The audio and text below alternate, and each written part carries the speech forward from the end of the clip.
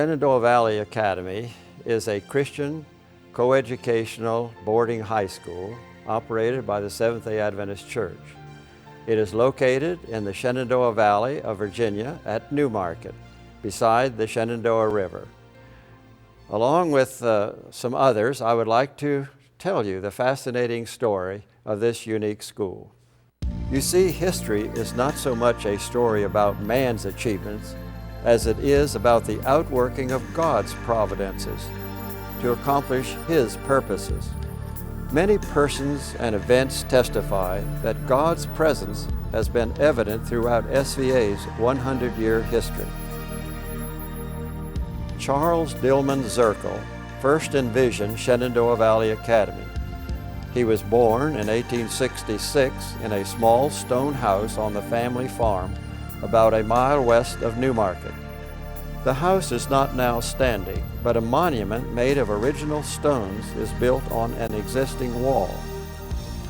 Charles' parents, John and Elizabeth Zirkle, became interested in learning about Seventh-day Adventists as a result of tracts sent to them by John's brother Isaac, who lived in Indiana. In 1876, at the invitation of the Zirkles, two Adventist evangelists came to preach in Newmarket. They met both opposition and acceptance in the community. After Elizabeth Zirkle, Charles's mother, heard the minister's message, she requested baptism, thus becoming the first Seventh-day Adventist in the state of Virginia. When Charles was 20 years old, he too joined the newly formed Adventist congregation. Eventually, Charles became the treasurer of the Adventist Atlantic Conference with headquarters in Baltimore, Maryland. While working there, Charles helped his sister, Molly Hoddle, and her husband, Robert, from Newmarket in holding a tent evangelistic meeting on the eastern shore of Maryland. One day, Charles tripped on a rope holding up the tent, and he fell on a stake, severely injuring his chest.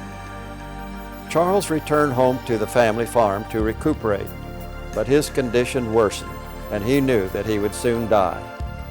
This man of God and his beloved wife, Myra, asked Charles' parents to give him his inheritance before he passed away. That is, land on which to build an Adventist academy. They agreed.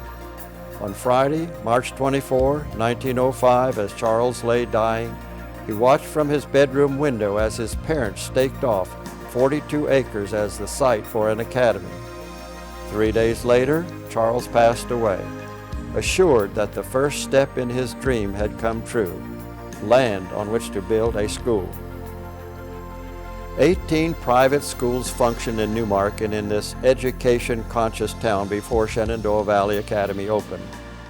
One of them was Cottage Institute for Young Ladies. Charles Zirkle had reasoned, if others can start private schools in Newmarket, why can't Adventists do the same? No doubt, Charles was greatly influenced by a book entitled Education, which had just come off the press in 1903. It was written by Ellen G. White, one of the founders of the Adventist Church. This book described schools which departed from the classical model of the times. Its philosophy emphasized the spiritual dimension of Bible study combined with a literary and scientific education, plus practical training in health, manual labor, and Christian character development. In the summer of 1908, the local church members built a single building which contained the entire Shenandoah Valley Academy. Each end of the top floor of the Academy building had 5 rooms for 10 boys, and on the other end, 5 rooms for 10 girls. In those days, everybody at the school was squeezed together. The principal and his wife had 2 rooms beside the 2 sections for the boys and girls. They didn't have individual home for the principal or dormitories for the students. It was all one compact building. The main floor had a chapel and 2 classrooms. The lower level contained a kitchen and a dining room. The school began as a 10-grade junior academy with 15 students divided between the academy and the elementary levels. In 1911, 4 students graduated from the 10th grade. In 1913, when the school year began, the furnace caught fire and the building was severely damaged. They did not have enough money to repair the damage, so the academy closed down for the entire year. W.J. Stone, then president of the Virginia Conference, and others decided not to reopen the academy, but to move it to a site near Richmond, Virginia, where more students might be available.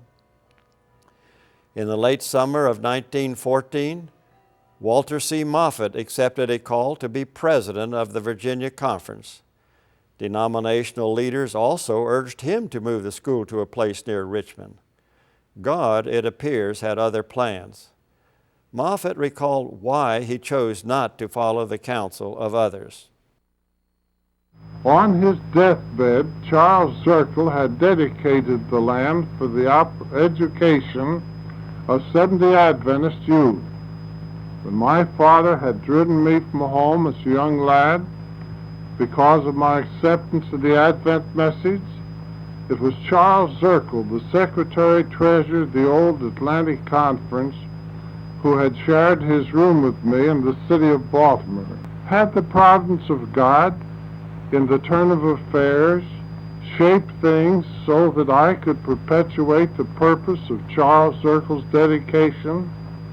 That was my conviction, and in the face of apparently hopeless odds, I accepted the challenge in my youthful enthusiasm, believing that God has 1,000 ways we do not see.